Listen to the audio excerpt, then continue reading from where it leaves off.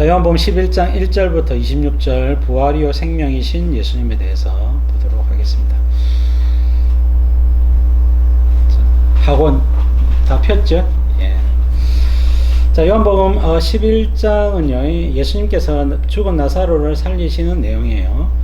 자, 25절, 26절이 핵심적인 내용이죠. 같이 한번 읽겠습니다. 시작. 예수께서 이르시되 나는 부활이요 생명이니 나를 믿는 자는 죽어도 살겠고 무릇 살아서 나를 믿는 자는 영원히 죽지 아니하리니 이것을 내가 믿느냐. 자, 예수님이 부활과 생명의 근원이심을 말씀하고 있습니다. 자, 사람이 부활한다는 사실은요, 오늘날 우리는 부활주의를 지내고 또 기독교는 사랑과 부활의 종교 아닙니까? 그러니까 부활에 대해서 너무나 많이 들었고 익숙하기 때문에 감동이 좀 약할 수 있어요. 그러나 여러분 가만히 생각해 보면 이 사람이 부활한다는 것은요, 정말로 획기적인 내용이 아닐 수가 없습니다. 예수님 당시에도 유대인들이 사람이 부활하는가? 부활하겠지. 근데 부활의 실체에 대해서 전혀 모릅니다. 왜 부활하는지, 어떻게 부활하는지, 부활하고 나서 어떻게 사는지, 어떤 존재가 되는지, 어디서 사는지, 부활하고 나서 그 영광은 무엇인지 아무것도 아는 바가 없어요. 예수님이 처음으로 이 부활에 대한 이제 뚜껑을 열고 계시는 겁니다. 그래서 모든 계시를 말씀하고 있고 부활이 무엇인지를 보여주고 있고 이 부활이 예수님으로 말미암아 시작된다 하는 것을 보여주는 거예요. 그래서 사람이 부활한다는 거예요. 그리고 이 부활은 모든 성도들을 부활시키는 부활시대가 온다. 부활시대가 언제입니까? 재림 예수님의 시대입니다. 예수님 재림하시는 그때 우리가 신령한 몸으로 변화되어서 부활한다는 거예요. 자, 여러분, 이 부활에 대한 우리는 정보를 많이 배웠고 이제 알고 있습니다. 저는 특히나 종말과 또 예수님 재림 시대에 대해서 여러분들에게 많은 이야기들을 하고 있고 또 해드리고 있는데요. 이것을 저도 옛날에는 몰랐어요. 성경 읽고 기도하고 신앙생활 이렇게 하면 되지 굳이 뭐 부활에 대해서 아는 바도 없고 말해주는 선생님들도 별로 안 계시고 그래서 우리가 언젠가는 부활하는갑다 이 정도만 알고 있었지 크게 관심을 가지지도 못했습니다. 근데 성경을 공부하다 보니까 예수님이 이 부활의 영광을 눈앞에 늘 그리면서 공생애를 사셨다는 것을 알게 되었고 사도 바울과 또 믿음의 제자들도 전부 다 부활의 영광을 사모하면서 늘 그 부활할 것을 바라보면서 이 땅에서 신앙생활을 하고 또 사명을 감당했던 것을 알 수가 있습니다.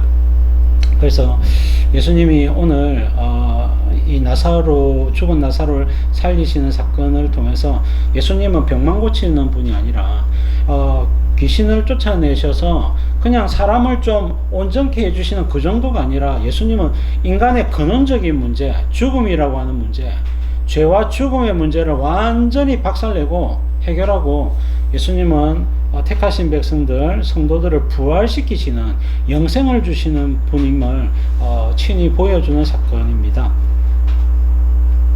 자, 예수님이 부활을 주시는 분인 것을 알게 하기 위해서는요, 누군가가 죽어 있어야 되는 거예요. 그래서 여러분 나사로가 죽어 있는 것입니다.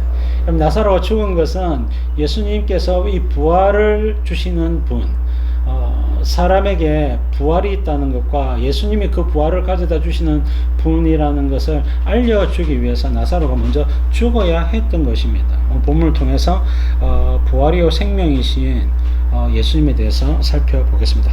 자, 1, 2절, 3절 보겠습니다.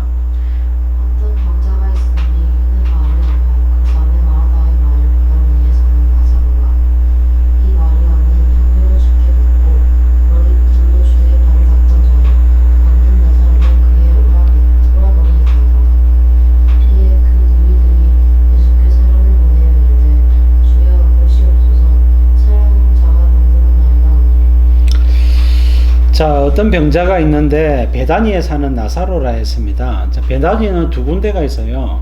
자, 세례 요한이 세례를 주던 요단강 인근에 베다니가 있고요. 예루살렘 바로 옆에 있는 베다니라고 하는 마을이 있습니다. 자, 예루살렘에서 한 3km 정도 떨어져 있는 베다니. 자, 그 베다니를 이야기하고 있는 겁니다. 그래서 예루살렘 성전이 있으면요, 성전이 있으면 예루살렘 지도에서 성전이 있으면 성전 오른쪽이 감람산이거든요. 그래서 이 성전에서 나와서 그 감람산으로 해가지고 그 길 따라 쭉 내려가면 한 3km 떨어져 있는 지점에 베다니가 있습니다. 3km는 한 50분, 1시간 정도 걸어가면 이제 3km 도착할 수 있죠. 자, 그 정도 가까운 거리입니다. 여기서 걸으면 우리 구포역까지 가면 이제 한 2km, 좀 더 가면 이제 3km, 한 3km, 한 1시간 정도 걸린다 생각을 하시면 됩니다. 모라까지 가면 되겠네요. 자, 그리고 이제 마리아와 마르다에 대해서 이야기하죠. 자, 이 세 사람이 이제 나사로, 마리아, 마르다. 자, 나사로가 그 큰 오빠인지 둘째인지 셋째인지 모르겠어요. 오라버니라고 하는 표현이 있는데 그것도 이제 뭐라 해야 될까요? 이 저자의 해석이죠. 다 형제, 남자 형제를 이제 이야기하는 겁니다. 자, 그래서 이제 마리아, 마르다, 나사로가 사는 그 베다니에서 일어난 일이다. 자, 그래서 여러분, 예수님께서 예루살렘에 오시면 종종 이 집에 가가지고 숙박도 하시고 또 식사도 하고 시시도 하고 교제도 나누었던 곳이기 때문에 지금 요한복음 11장은 마지막 6월절 한 달 전입니다. 그러니까 이제 예수님이 공생의 3년을 다 사셨기 때문에 이미 마리아, 마르다, 나사로와는 친밀한 관계에 있겠죠. 자, 그런 상황이에요. 자, 2절 보시면 이 마리아는 향유를 주께 붓고 머릿돌로 주의 발에 딱 던져요. 병든 나사로는 그의 오라비더라 그랬죠. 요한복음 12장에 나와 있습니다. 지금 11장이죠. 자, 요한복음은 AD 한 80년에서 90년 사이에 기록됐다고 봐요. 요한계시록이 95년, 96년에 기록됐다고 봐요. 물론 학자들마다 의견이 분분합니다만은 일반적인 견해가 그렇다는 거예요. 정확한 건 우리가 알 수가 없습니다. 요한복음은 다른 복음서보다 조금 더 후기에 기록됐다고 보고 AD 80년, 90년 기록했기 때문에 이미 모든 사건들이 다 지나간 걸 추억해서 요한이 기록을 하고 있는 것이죠. 그래서 예수님이 나사로를 살리고 나서 요한복음 12장에 마리아가 오라버니를 살려주신 예수님께 감사하는 의미로 이제 마리아의 집에서 잔치를 소박한 잔치를 했고, 그때 마르다는 음식을 했고 마리아는 말씀을 듣다가 은혜 받아가지고 자기가 시집 가려고 가면 깨뜨리려고 쓰려고 했던 이 옥합을 예수님의 머리와 발에 부었다, 이렇게 이야기를 하는 것입니다. 자, 그것을 미리 소개하고 있는 것이죠. 자, 병든 나사로는 그의 오라버니더라. 그래서 오빠 정도로 이해하시면 되겠습니다. 3절에 그 누이들이 예수께 사람을 보내어 예수님 보시옵소서, 사랑하시는 자가 병들었나이다. 자, 나사로가 병들었습니다. 이렇게 소식을 전한 것이죠.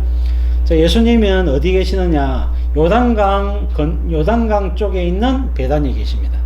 자, 베다니고 베다니지만 요단강 쪽에 있는 베다니, 거리는 한 35km 정도 떨어져 있습니다. 부산에서 치면 한 밀양까지 상당히 먼 거리죠. 네, 근데 걸어가면 하루는 꼬박 걸린단 말입니다. 아침에 6시에 출발하면 저녁 한 6시, 7시에 도착하는 거리입니다. 그렇기 때문에 이제 누이들이 이제 나사로가 꼴딱꼴딱 죽어가려고 할 때에 사람을 보내가지고, 예수님이 워낙 병을 잘 고치시잖아요. 안 고친 병이 없고 못 고친 병이 없잖아요. 그러니까 예수님 불러서 나사로를 고치자, 이렇게 판단을 한 겁니다. 예수님을 불러 오라고 사람들을 보내었고, 그 사람들이 이제 빠른 걸음으로 가도 하루 길이죠. 그래서 저녁에 도착해가지고 예수님, 나사로가 병들었는데 마르다, 마리아가 저를 보냈습니다. 예수님 와주시면 안 되겠습니까? 이렇게 이제 이야기를 하는 겁니다. 그때 이제 사랑하시는 자가 이렇게 표현하고 있죠. 자, 그래서 그냥 나사로가 아니라 사랑하시는, 주님이 너무 사랑하시는 나사로가 병들었으니까 예수님이 한 걸음에 달려올 줄로 생각하고, 예수님 급합니다, 속히 와주세요, 이렇게 소식을 전한 것입니다. 자, 4절 6절 보겠습니다.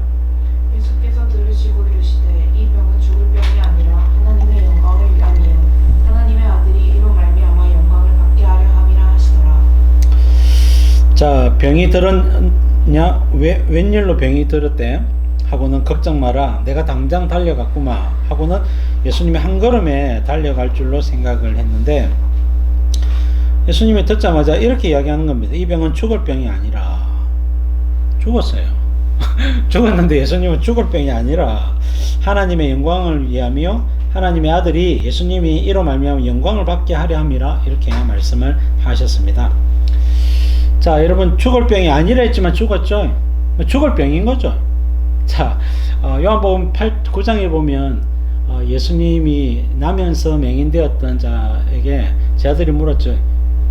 이 맹인이 자기의 죄 때문에 이렇게 맹인이 되었습니까? 아버지의 죄 때문에 맹인이 되었습니까? 라고 할 때 예수님은 자기 죄 때문도 아니요, 아버지의 죄 때문도 아니라 이것은 하나님의 영광을 나타내기 위한 병이다, 이렇게 말씀을 하지 않았습니까? 똑같은 표현이에요.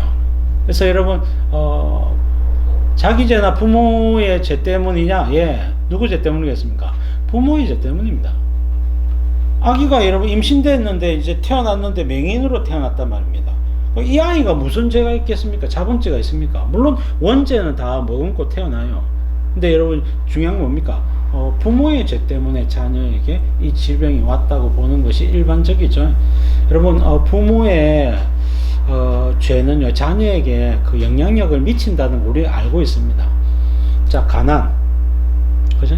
예를 들면, 아버지가 살인자다 하면요, 그 집안과 결혼도 안 시켜줘요. 살인자의 집안이라고. 사람도 소개 안 시켜줍니다. 그렇단 말입니다. 그래서 여러분, 그렇잖아요. 그것을 뛰어넘는 뭐 믿음이 있거나 뭔가 좀 이렇게 뭔가 있으면 모르지만은 그 영향력이 자녀에게로 흘러가는 겁니다. 그리고 이제 부모가 제대로 이제 돈벌이나 경제력을 구비하지 못하면 자녀가 가난하게 살 수밖에 없죠. 그러다 보면 이제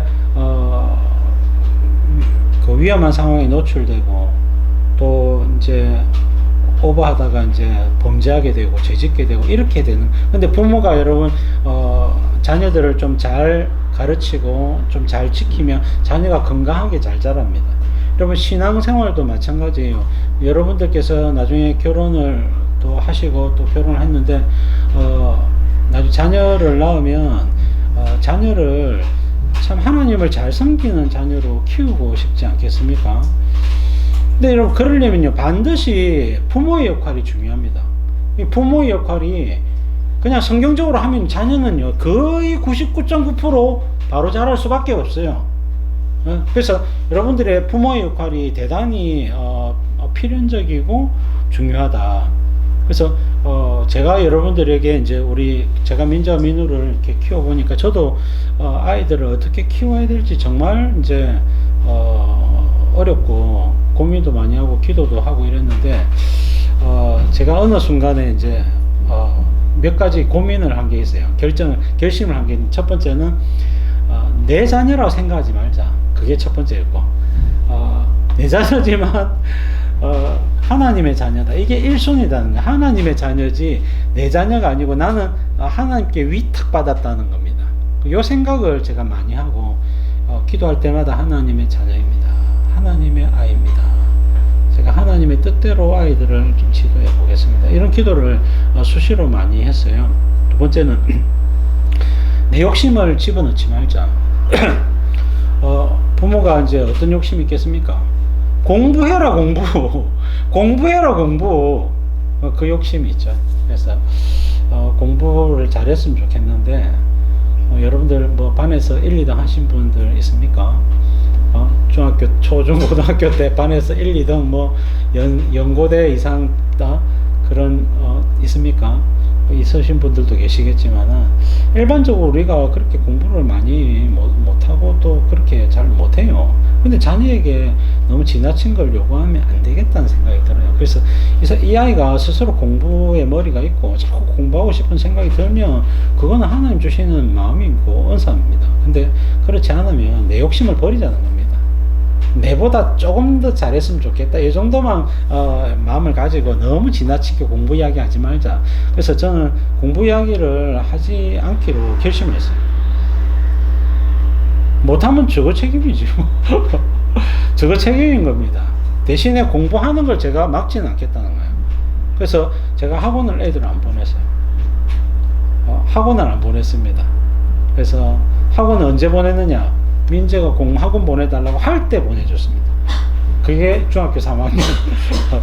민재는 그 절대로 안 되는 줄 알고 말을 안 한 거예요. 그럼 말을 하면 난 보내줄 건데. 다른 친구들 학원 다 갔지만 민재는 이제 공부도 열심히 했어요.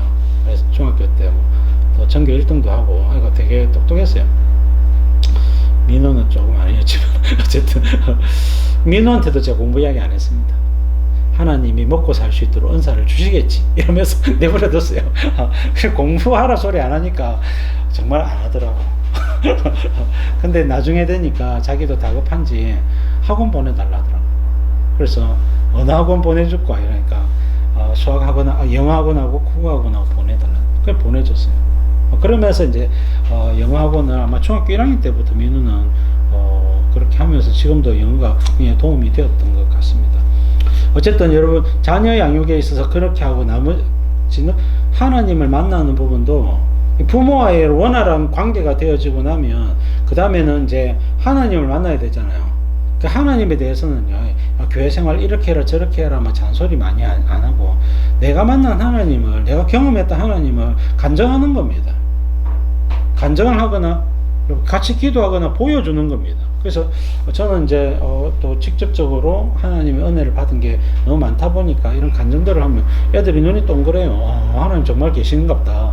그래가지고 이제 어느 날 은혜를 받아가지고 이제 신학교 가겠다 다 지원을 해가지고 고신대 신학교 가 있는데, 어쨌든 여러분 자녀들에게 인격적으로 대화하고, 그 다음 세 번째 인격적으로 대화하는 거. 첫 번째는 하나님의 자녀, 두 번째는 공부하라고 이야기하지 않고 내 욕심을 집어넣지 않고, 세 번째는 하나님 인격적으로 자녀를 대화해 주겠다. 네 번째가 이제 아까 이야기했던 하나님에 대해서 간증하는 거, 이런 등등으로 딱 했더니 아이들이 신앙이 좋아요. 그 인격적으로 하는 게 대단히 중요합니다. 요즘도 자녀들을 강압적으로 신앙생활 시키는, 성경 10장 안 읽으면 막 이렇게 혼내고 뭐 이렇게 하고 그렇게 하면 안 되고, 가이드라인은 제시해 주죠. 또 아이들에게 어렸을 때는 조금 같이 읽는다든지 성경 5장은 읽어라, 이렇게 또 석장은 읽어라. 초등학교 1학년한테 뭐 10장 읽히고 이러면 안 되잖아요. 그래서 조금씩 좀 읽히고 이렇게 하되 부드럽게 인격적으로 대우해주면 아이들이 부모를 좋아하고 또 결국은 예수님 잘 믿어요. 거의 99.9% 그래 됩니다. 근데 비인격적으로 하거나 부모의 신앙이 교회에서, 세상에서, 가정에서 다르다 하면요, 자녀들이요, 우리 엄마 아빠는 위선자야, 예수님을 제대로 믿는 사람이 아니야, 이렇게 판단하고 자기도 엇나가는 겁니다. 그래서 하나님을 제대로 잘 믿으면 반드시 자녀들은 예수님 잘 믿는 아이가 된다는 거예요. 자, 그래서 여러분 어쨌든 뭐 갑자기 뭐 맹인 이야기하다 그랬는데요. 자, 나사로가 죽겠지만 예수님의 의도는 예수님께서 나사로를 살려서 하나님의 영광을 드러내리라. 그리고 예수님을 통해서 이 죽은 자가 살아나는 이 영광을 보여주리라 말씀을 하고 있는 것입니다. 자, 그렇죠? 자, 5절 6절 보겠습니다. 예수께서 본래 마르다와 그 동생 나사로를 사랑하셨기 때문에 그러므로 나사로가 병들었다함을 들으시고 그 계시던 곳에 이틀을 더 유하시고, 5절과 6절 사이에 6절 앞에 보면 그러므로라고 하는 헬라어 단어가 있습니다. 자, 넘겨보시면요, 나옵니다. 이게 운이라고 하는 단어인데요. 자, 운은 therefore는 그러므로라는 말입니다. 자, 사랑하시기 때문에 이틀을 더 유하셨다는 거예요. 자, 사랑하시면 원래 어떻게 해야 됩니까? 한 걸음에 즉시 모든 것을 스톱하고 바로 달려가야 되지 않겠습니까? 예수님 뭐 축지법을 쓰셨더라도 내가 먼저 갈게 이래가지고 예수님이 한 걸음에 가셔야 되는 거 아니겠습니까? 근데 예수님이 사랑하셨기 때문에 그러므로 이틀을 더 유하셨다는 거예요. 그 이틀 동안 뭐가 됐습니까? 나사로가 죽었어요. 나사로는 이미 죽었어요. 자, 여러분 보세요. 예수님이 가셨을 때는 이미 나사로가 죽은 지 나흘이 됐다 했습니다. 자, 여러분 보세요. 마리아 마르다가 예수님 계신 곳에 사람을 보냈어요. 하루입니다. 이틀을 더 유했습니다. 3일입니다. 예수님이 갔습니다. 4일입니다. 그래서 나흘이 됐다는 거예요. 그래서 여러분, 이 첫째 날에 사람을 보냈을 때 보내는 그 동안에 나사로는 죽은 겁니다. 그래서 여러분, 나사로가 죽고 나서도 나흘이나 지나도록 예수님은 기다리신 겁니다. 왜? 부활시키시려면 완전히 죽었다 이래 돼야 되는 겁니다. 죽은 척 됐거나 숨이 이렇게 끊어진 듯 만 듯 해가지고 좀 이렇게 잠자는 듯한 그런 모습으로, 혹은 어떤 사람은 이렇게 예를 들면 뭐 이렇게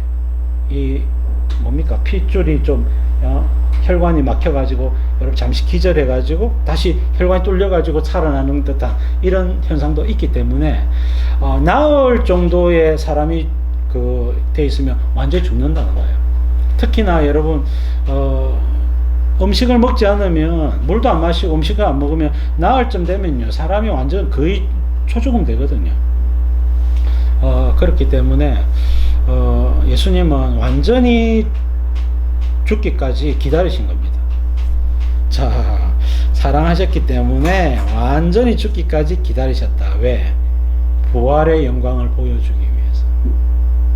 나사로가 죽은 나사로가 살아나는 것도 여러분 영광이고, 두 번째는 예수님이 사람을 살리시는 능력이 있음을 보여주는 것도 영광이고, 여러분 모든 방면에 나사로가 죽는 것이 지금은 좋은 상황입니다. 그래서 예수님은 나사로가 죽기까지 이틀을 더 유하셨다. 자, 위에서 넷째 줄에 사랑하는 자도 병이 든다는 것을 알아야 하고, 사랑하는 자에게도 기도 응답이 지체된다는 것을 알아야 합니다. 때로는요 기도 응답이 거절되기도 해요.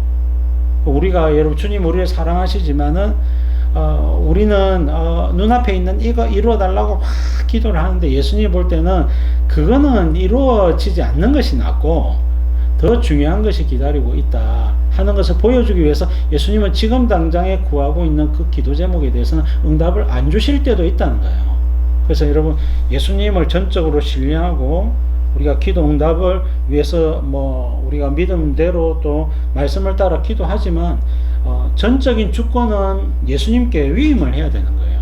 위임을 해야 된단 말이에요. 자, 그런 내용입니다. 자, 세 번째 문단에 그럼에도 불구하고 주님은 이틀을 더 유하면서 그 기도에 응답하지 않고 응답을 미루셨다. 왜? 가르쳐주고 싶은 것이 있고 보여주고 싶은 영광이 있기 때문이다 말씀을 하고 있습니다. 자, 그러나 이런 상황 가운데 성도는 시험에 빠지죠. 자, 그 다음 문단에 마귀가 우리의 마음에 속삭입니다. 봐봐라, 네가 그렇게 울면서 기도해도 예수님은 응답을 안 해주시는 거 아니냐. 예수님 안 계신다. 예수님은 널 사랑하지 않아. 네 혼자 착각하고 있는 거야. 예수님의 마음에는 네 같은 거 안중에도 없어. 마귀가 우리의 마음에 속삭이는 거죠. 자, 여러분 마귀의 음성인지 예수님 음성인지 분별하는 방법, 성경과 부합하면 예수님 음성, 성경에 위배되면 마귀 음성, 그렇게 보시면 되겠습니다. 자, 여러분 예수님이 우리를 안 사랑한다, 성경에서 위배되죠. 하나님과 예수님은 우리를 사랑하시죠. 하나님은 독생자를 내어주기까지 우리를 사랑하셨고 창세전에 택하시는 사랑으로 사랑하셨죠. 예수님은 우리를 위해서 십자가를 친히 지심으로 우리를 사랑하셨죠. 예수님의 사랑, 하나님 사랑은 여러분 이거 의심할 필요가 없다. 그죠? 의심할 필요가 없다. 마귀 음성인 겁니다. 자, 7절, 10절 보겠습니다. 그 후에 제자들에게 이르시되 이대로 다시 가자 하시니 제자들이 말하되 이어 방금 또 유대인들이 돌로 치려 하였는데 또 그리로 하시려 하나이까. 예수께서 대답하시되 낮이 12시간이 아니냐. 사람이 낮에 다니면 이 세상의 빛이 본으로 실족하지 아니하고 밤에 다니면 빛이 그 사람 안에 있는 거로 실족합니다. 자, 이틀을 유하신 뒤에 유대로 가자. 이거는 베다니와 예루살렘으로 가자는 거예요. 자, 유대에 있지만 예수님이 헤브론이라든지 브엘세바라든지 뭐 드빌이라든지 다른 유대 지역으로 가셨다는 기록은 없고요. 유대 지역으로 가면 일반적으로 예수님은 예루살렘으로 가십니다. 그래서 그리고 이제 베다니 그 근처의 마을 베다니 마을에 들르시는 것이죠. 자, 예수님 유대로 가자. 자, 10장까지 유대인들이 돌로 쳐서 예수님 죽이려고 했잖아요. 예수님이 하나님의 아들이라 하고, 또 8장에서는 아브라함은 내게 이렇게 안 했다 하고 뭐 이렇게 이야기를 하니까 돌로 쳐서 죽이려고 했던 것입니다. 자, 10장에서 10장, 9장, 10장 그 맹인을 보게 한 뒤에 그들에게 강론을 했더니 이 사람들이 예수님 돌로 쳐서 죽이려고 했잖아요. 예수님 돌 맞아 죽을 뻔했는데 또 가시려고 합니까? 자, 이번에는 죽은 나사로도 살리고 십자가를 지기 위해서 마지막 예루살렘으로 가셔야 되었던 것입니다. 자, 그러면서 예수님 9절에 낮이 12시간이 아니냐. 자, 사람이 낮에 다니면 세상의 빛을 보므로 실족하지 아니하고 밤에 다니면 실족한다 그랬죠. 자, 낮이란 영적인 낮입니다. 하나님이 우리에게 일하라고 주신 때, 지금은 복음을 전할 수 있죠. 지금은 하나님 나라를 선포할 수 있죠. 일할 수 있는 때, 봉사할 수 있고 섬길 수 있고 여러분 할 수 있잖아요. 마음껏 다닐 수 있잖아요. 지금은 낮입니다. 근데 나중에 적그리스도의 때라든지 그때는 전도하면 바로 체포되면 바로 끌려갑니다. 죽습니다. 그래서 그때는 아무것도 할 수 없는 때, 여러분 산이나 여러분 동굴에 짱 박혀가지고 기도 외에는 할 수 없을 때, 그때가 밤이 되는 겁니다. 그래서 지금은 예수님의 공생에 아직까지 일할 수 있는 때이기 때문에 지금은 낮이 아니냐, 지금은 일해야 된다, 공생의 사역을 감당해야 된다 하시면서 예수님이 유대로 가자 하십니다. 자, 11절 14절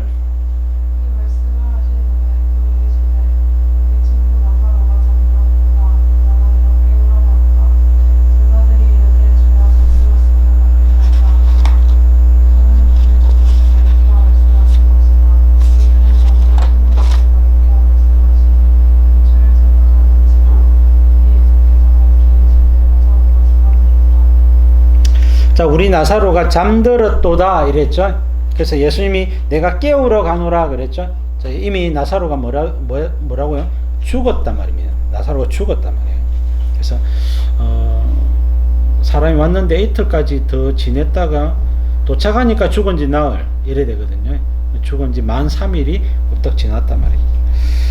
잠들었다니까 그러면 잠들었구나 또 생각하고, 주여 잠들었으면 낫겠나이다. 참 이런 사오정들이 있습니다. 그렇잖아요. 우리 뭐 열병에 걸리거나 감기에 걸리거나 식은땀 뻘뻘 흘려가지고 한 잔 푹 자고 나면 이제 땀 쫙 내면 이제 괜찮잖아요. 그런 의미로 주여 잠들었으면 낫겠나이다 이렇게 얘기를 하는 겁니다. 그 말이 아니라 나사로가 죽었다라고 밝히 말씀해 주고 있는 것입니다. 자, 넘겨서 15절 보겠습니다.